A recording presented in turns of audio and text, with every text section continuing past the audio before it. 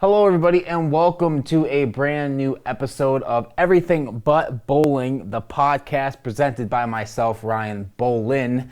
And it's a great episode. I talked to my man, Paul Allen, the voice of the Minnesota Vikings over at KFAN in Minnesota.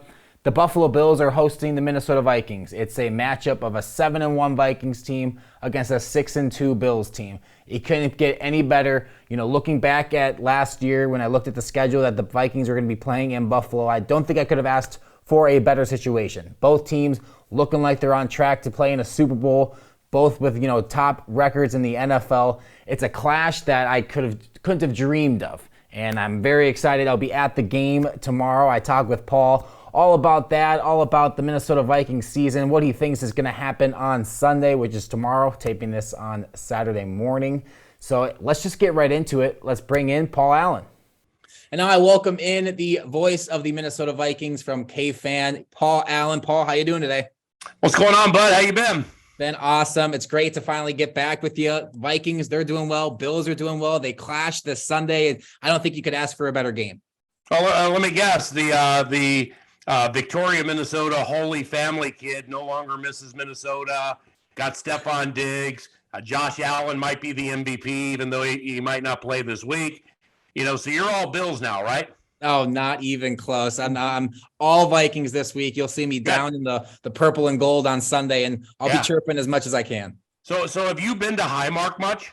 I went one time. I went to the Bills-Pats game last year, the really cold game and windy, where there were like hardly any passes, and the Patriots somehow were able to pull it off. Ryan, let me ask you this question. Is like when you go into a Bills game wearing, say, a Justin Jefferson, Dalvin Cook, or whatever, do you get pestered like you would at, say, Philadelphia or, maybe a Giants game a little bit? So what I hear is that will be the case. When I went to the Pats game, my family and I, my dad and my brothers came up too. We decided to go in some, Stephon Diggs jerseys, undercover Viking fan-esque. Yeah. I low-key cheer for the Patriots in that game, and they were able to come out. But I went as an undercover Viking fan with a Diggs jersey. I felt like I could pass by with that. What are you going to wear Sunday? Oh, I'll be wearing a Viking gear all head to toe. Which one?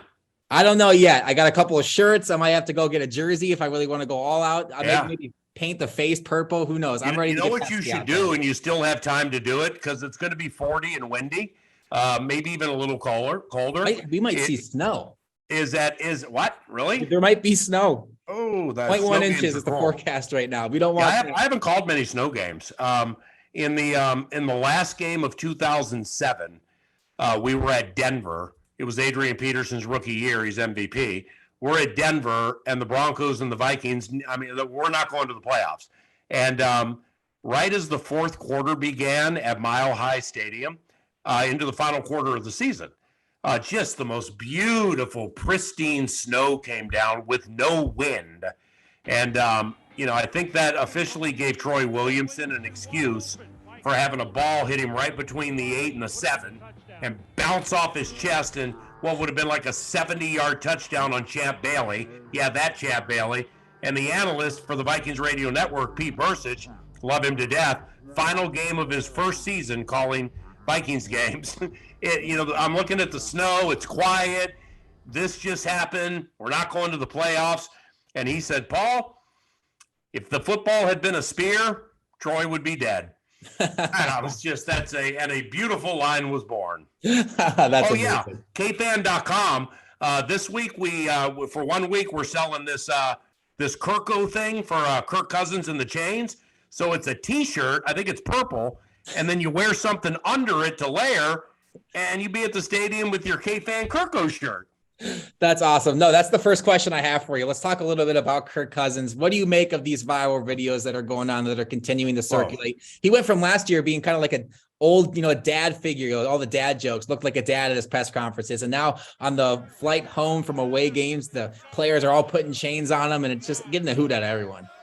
It's the greatest thing that's happened to him in his career because it beats the 4,900 yards in 2016. The division win in 2015 with Washington, the win at the Saints in the playoffs here after the 2019. And here's why. Because Kirk never has been as accepted for who he is at any point of his career. And I think, the reputation or the assumptions of what his relationship with Zimmer and that regime was like, I mean, that's out there in print or on the internet for you to determine whether you think it's right or wrong. But what I see on these planes and what I hear on these planes, and in knowing that Kirk is the most humble athlete you will find, he's being accepted for occasionally getting fidgety, occasionally making unbelievably good throws, the best of his career, to like Dalvin back left of the end zone, Washington. KJ Osborne in the Arizona game before that, I think it was Arizona, whatever it was unbelievable. I think that was the Detroit game when he got the game winner. Yeah, right. So therefore, he's being acknowledged for being cold-blooded. It's okay that he is a Christian, and everybody knows he's a Christian, and he's not going to look at the same things, say the same things, or talk the same way as you, mostly, and that's going to be okay. And most importantly, because Kirk heard so much, Ryan, over the last X amount of years, leader.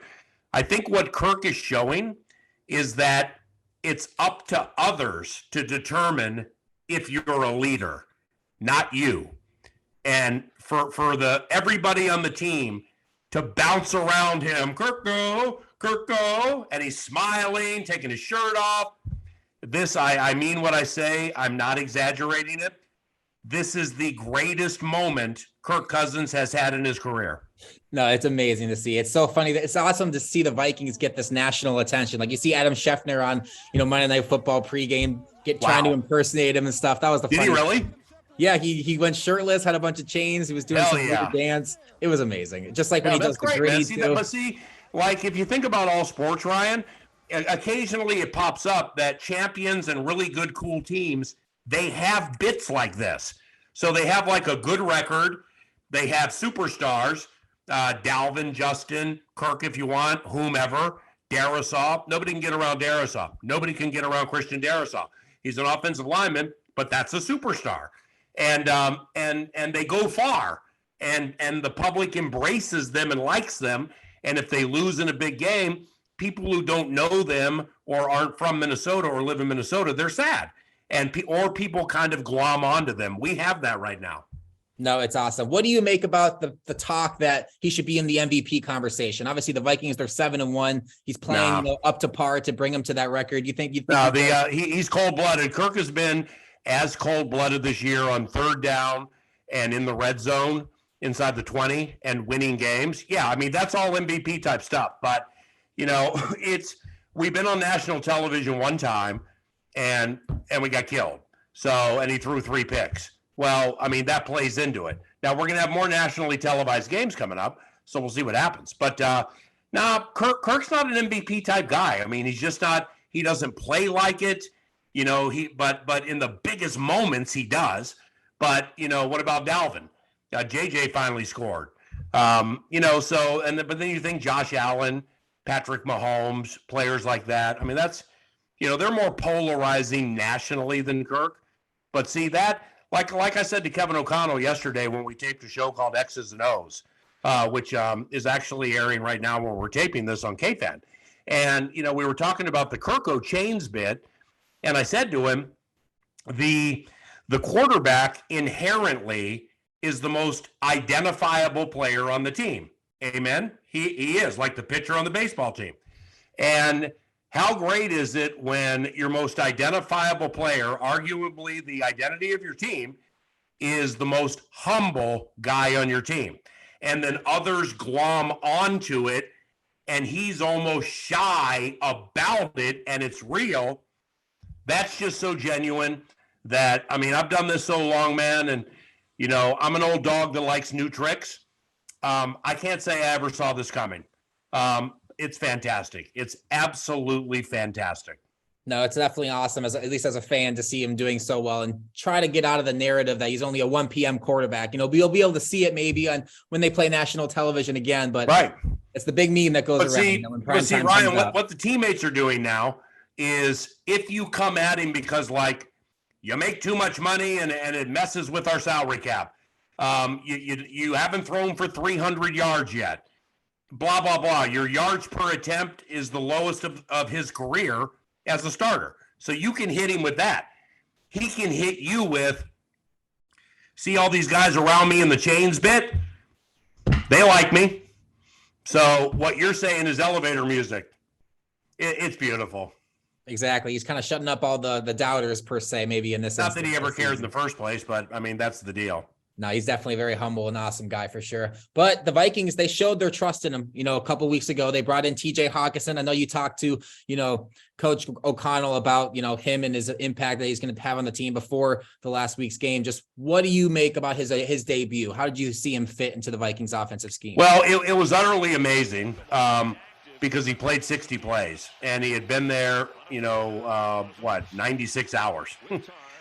He put a lot of time in.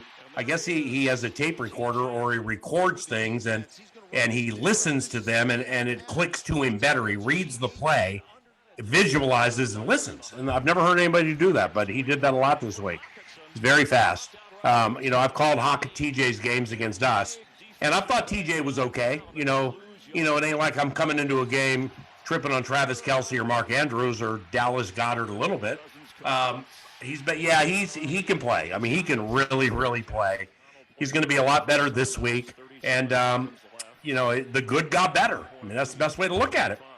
Yeah, it's awesome that we are able to, add these things, especially after Irv Smith goes down. Now, Vikings 7-1 coming into this game. Some people will say they're not a real 7-1 because of their strength of schedule. What do you kind of make about the people who say they're not a legitimate 7-1 team and Super Bowl contender? Right. Well, I picked them to go to the Super Bowl into the season.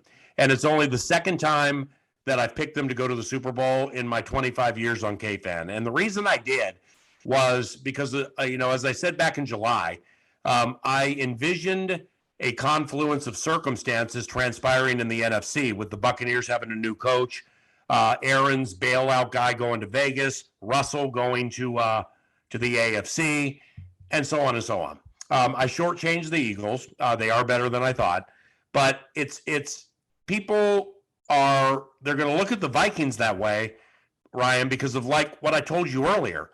Really, the only time we were a standalone game and the whole country saw us, we got killed and we looked terrible. And Jalen Hurts trucked us. And he's throwing over the middle to Quintez or whatever the third receiver's name is, nobody has heard of. And A.J. Brown's killing us, but then it's this guy who gets a 60-yard TD. Kirk's just throwing up terrible ducks. Well, I mean, it's a prisoner of the moment society. So that's the lasting impression. So then they're like, okay, you beat Kyler, big deal. No, we killed Kyler. If you watch the game, when it was time to kill him, we killed him. When it was time to stamp out the Lions, we did. And the Lions, believe it or not, were coming off a win. Okay, Green Bay sucks. But first game of the season, nobody knew that, and we killed them. The Miami Dolphins, they had a quarterback problems, but you're still playing there against Tyreek Hill, and we won handily. 90-degree weather, 20-degree difference on sidelines. It's the ultimate team game, man, and the quarterback definitely matters, no doubt about that. But I'm not going to say that the Vikings or people should be pining for these next four. At Buffalo, Dallas, Belichick, and the Jets at US Bank Stadium. So, if the Vikings go 0-4 in those games, that's a major problem. If they go 1-3 in those games, well, what kind of a 1-3 was it? If they go 4-0 in those 4-0 or 3-1 in these next four, we're going to be favored to win the Super Bowl. So I picked them to go to the Super Bowl because I didn't like the NFC this year. I didn't like Green Bay. And once I got to know what the coaching staff and the sports and conditioning were up to, well, this is a redo with talent, and it's still ascending. So it's a very cool team. This, outside of the 2009 team for me, this is the most fascinating Vikings team to this stage of the season with whom I've worked. And I'm very excited to get out to the facility every day, tape my TV stuff, do my radio show, interview the head coach on Friday for the pregame, get on the plane and go to I was so bored and done with road trips the last couple of years, sitting on the bus, on the tarmac and just waiting. And I was sick of it. I've done it a long time. It's a blessed, privileged job. I love it. You're like, Paul, if you're sick of it, give it to me. Hell yeah. Super eager kid. And God has wired me in a way where even if I ain't digging it enough, when I push on, you're going to get what you need to get. But I just didn't really enjoy it as much as I used to. Well, that's gone. I mean, I can't wait to get my game calling depth chart together. I can't wait to do segments on KFAN. I can't wait to talk about Kirk's leadership skills. I can't wait to see KJ Osborne against Buffalo off a 0-catch game at Washington. I just love what O'Connell's doing. It's fun. It's just I'm having an unbelievably good time. That's awesome to hear for you. Just let's talk about Buffalo. People are saying this could be, there are people that say that it's a fake 7-1 team, but then there's people that say this could be a Super Bowl preview. You could be seeing these two teams play each other in February. So Josh Allen, obviously, if he to play, we don't really know, but if he does, let's say he does and gets out there, what do you think the Vikings' key to victory is going to be? Well, first of all, if these teams meet in the Super Bowl, think about it. Got to win a Super Bowl then, right? 0-4. Unbelievable. 0-8. Somebody's O has got to go. That'd be amazing. I think I'm going to steal that bit for Sunday for the Open. That'd be good. So thank you for that. Of course. I'm here to help. I'd be surprised if Josh plays. That's my opinion. I think we're catching Buffalo at a decent time. They might be catching us at a good time. I mean, Dalvin Tomlinson, Garrett Bradbury, and Dantzler didn't practice today. But Jordan Poyer, Matt Milano, Josh Allen, somebody else big showed up on the injury report. But those are game changers. Edmonds did, Tremaine Edmonds. So we got to watch the injuries at this stage of the season. I've called games there before. Now, when you got NFC going against AFC, it's not like it's the good Brady Patriots or the Patriots and Belichick period at Buffalo, or the Jets or another New York team. But when we were there in 2014 and Kyle Orton beat us late on a looping pass over the middle to tight end Scott Chandler, right over the fingers of Chad Greenway and Anthony Barr, and then a few plays later, Sammy Watkins walked off on us, I remember how loud it was. I mean, it's an older stadium like FedEx, so the stands are close to the bench, and they're loud, and they love their team. They love that team every bit as much as every Vikings fan loves our team. So they play off that really well with the the getting the crowd going. They really buy into it. And the Sabres ain't great. So I mean, like when the Sabres are really good, you got because they love the Sabres. And I'm not saying it would supersede the Bills, but it's another diversion. So it's all Buffalo Bills. They're trying to become the 1 seed for the first time since '93. Diggs is going to have everybody so wound up to beat Minnesota and beat Kirk Cousins that's going to be a player in it. Leslie Frazier, former head coach here, he's going to coordinate the hell out of the game against the Vikings. But, with this 2022 Vikings team, Ryan, they have a characteristic and a quality that you just can't teach. God has to give it to you, and it's fearlessness. It is not panicking. They don't panic. This team does not panic, and they'll have stress on them again this weekend. They won't panic, and if they win again, don't be surprised. Yeah, and if we don't see Josh Allen, we could be seeing Case Keenum throw the ball to Stephon Diggs, and Vikings memories. They're going to just be thinking about the Minneapolis Miracle, and just a lot of storylines could be shaping up for. Well, bro, you can help me with this. So you're in Buffalo, right? Yep.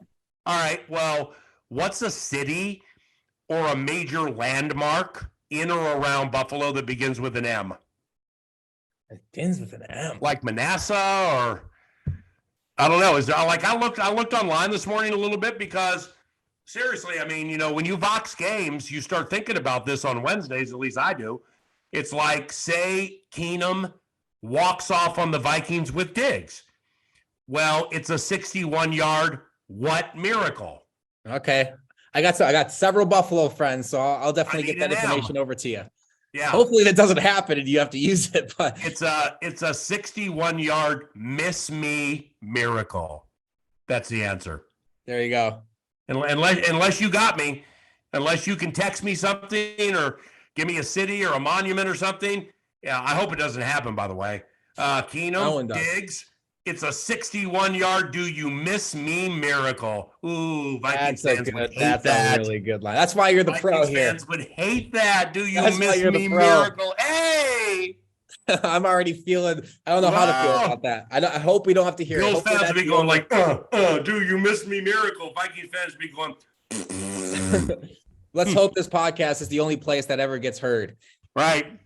So, yeah, obviously that's the case. What do you think about the matchup between Justin Jefferson and Stefon Diggs? Obviously, the reason we have Justin Jefferson is because we traded Diggs to the Buffalo and got that pick, able to draft Justin Jefferson. Who do you think's maybe having the better season, and who do you think won that trade at this point? They're both winners. I mean, because Diggs, his last 451 and 3. He's absolutely one of the, if not the best route runners I've ever seen in my life. Jefferson plays differently. So Jefferson's younger in his career, and he's getting attention that Steph didn't get early in his career. They both are acrobatic with their catches. They're both super tough. Justin is less combustible and less loud and, in your face-ish than Steph. And I like that. So, Justin caught a touchdown last game, Ryan. And great to see the gritty back. Well, there you go. It's the first touchdown he's caught since week 1.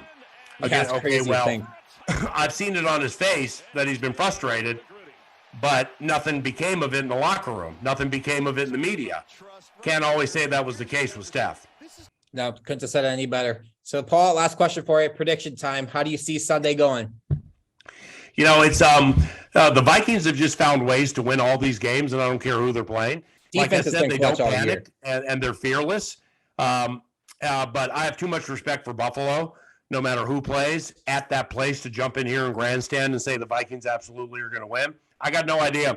And that's really what makes it one of the more fascinating seasons for me, is coming into this game, what's going to be next? Seriously, is Dalvin going to make a one-handed catch back left of the end zone?